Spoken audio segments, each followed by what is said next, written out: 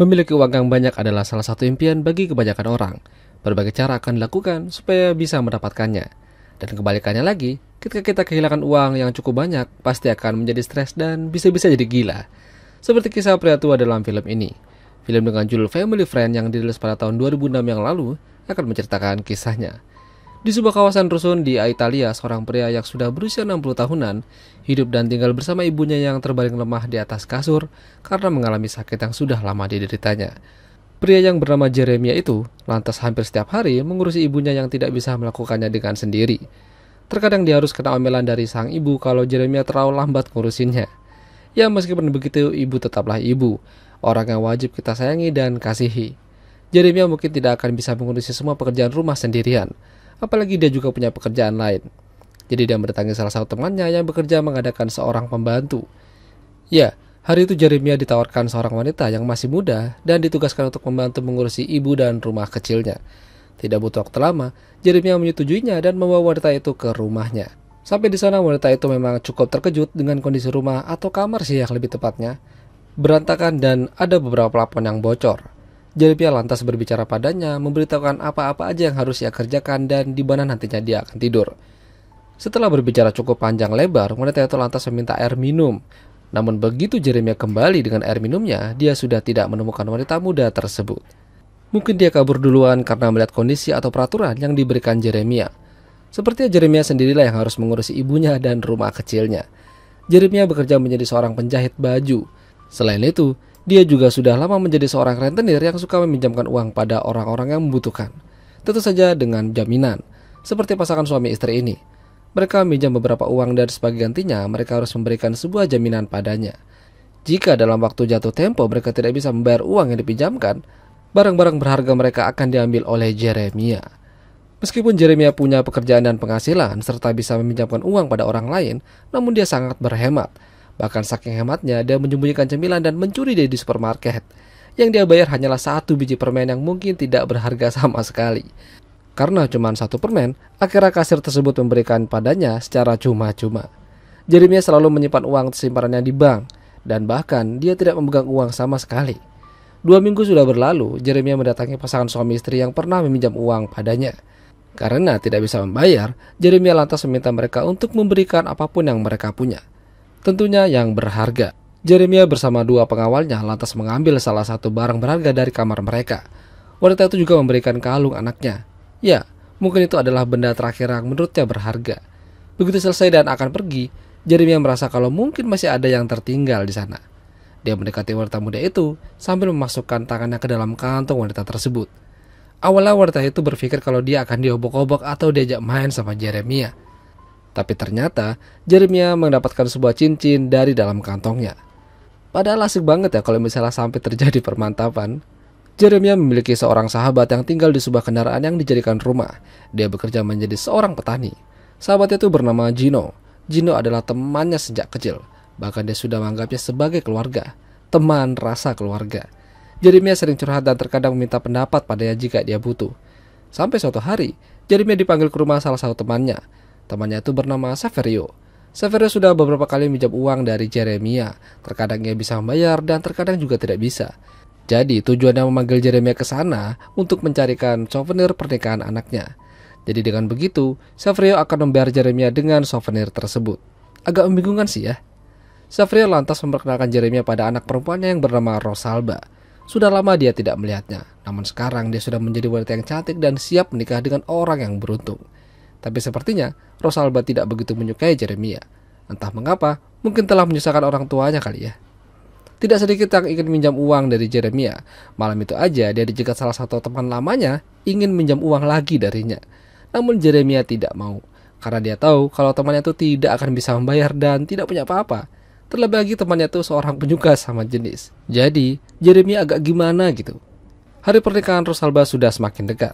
Suatu malam mereka bersama-sama mencari souvenir yang sekiranya cocok untuk pernikahannya nanti. Tentu saja Jeremia ikut karena dia yang akan memilihkannya. Dan ya, tentu saja dia memilih salah satu souvenir yang harganya dan nilainya cukup tinggi. Rosalba merasa kalau souvenir ini terlalu mahal dan terlalu berlebihan. Mereka lebih suka souvenir berupa sendok makan yang lebih berguna bagi kebanyakan orang. Namun semua itu sudah menjadi pilihan Jeremia. Kalau nggak mau ya nggak apa-apa. tapi mereka harus bayar utangnya. Sampai di rumah, Saverio berusaha meyakinkan anaknya tentang pilihan Jeremia.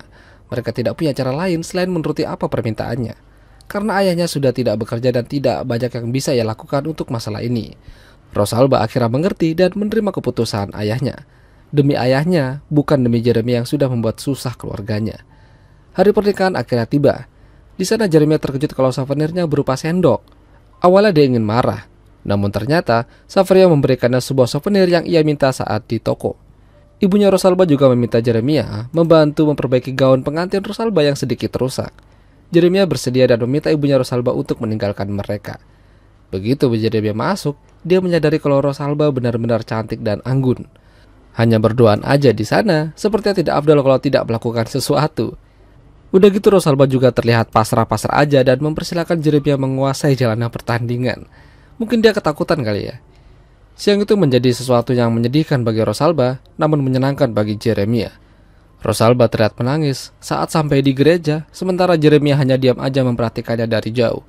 Hal tersebut ternyata disadari oleh Gino sambil berpikir apa yang terjadi di antara mereka. Apa jangan-jangan sesuatu yang buruk telah menimpa Rosalba? 1 minggu kemudian Jeremia kedatangan seorang pria yang mengaku-ngaku dari sebuah perusahaan kecil bergerak di bidang perhotelan. Tujuannya ke sana sudah jelas, ingin meminjam dana pada Jeremia dan nilainya sebesar 1 juta euro, pinjaman yang sangat banyak. Tentu saja Jeremia pikir-pikir, dia takut kalau semua ini hanya penipuan. Pria itu memberikan waktu 24 jam pada Jeremia memutuskan. Jeremia lantas berpikir ulang sambil meminta pendapat dari Gino. Jika Jeremia meminjamkan uang sejumlah tersebut, dia akan mendapatkan uang yang lebih banyak lagi nantinya, karena bunganya besar. Memang sih hal tersebut akan membuat Jeremia senang, tapi hanya itu yang ia punya. Jeremia dan Gino lantas pergi menemui pria yang meminjam uang tersebut. Tempatnya memang menjanjikan dan asisten yang bikin meremelek. Salah satu pengacara mulai berbicara kesepakatan ini. Jeremia mungkin tidak bisa memutuskan hari itu juga, karena dia masih banyak pertimbangan.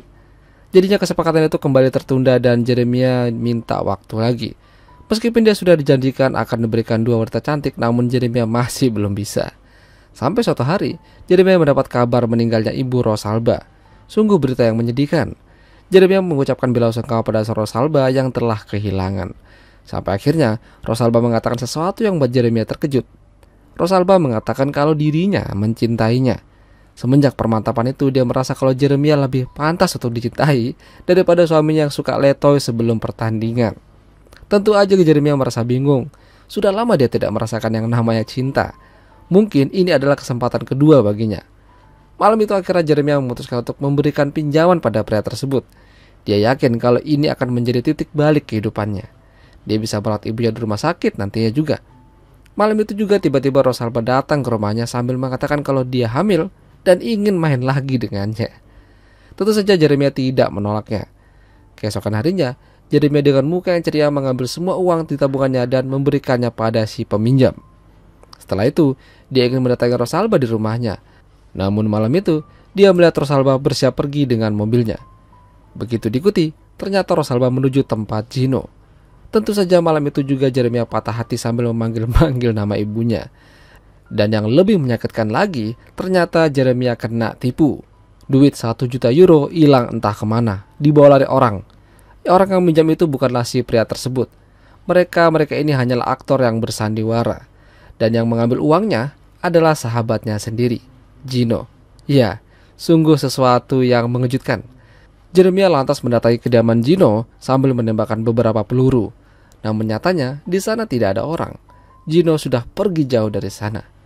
Selang beberapa hari setelah itu, ibunya Jeremia juga meninggal. Kini ia tidak memiliki siapa-siapa lagi. Rosalba yang kini ia cintai juga pergi entah kemana. Yang harus ia lakukan saat ini hanyalah pasrah dan memulainya kembali dari nol. Itulah tadi alur cerita film Family Friend. Jika kalian suka dengan video ini, jangan lupa untuk tinggalkan like, dan sampai jumpa.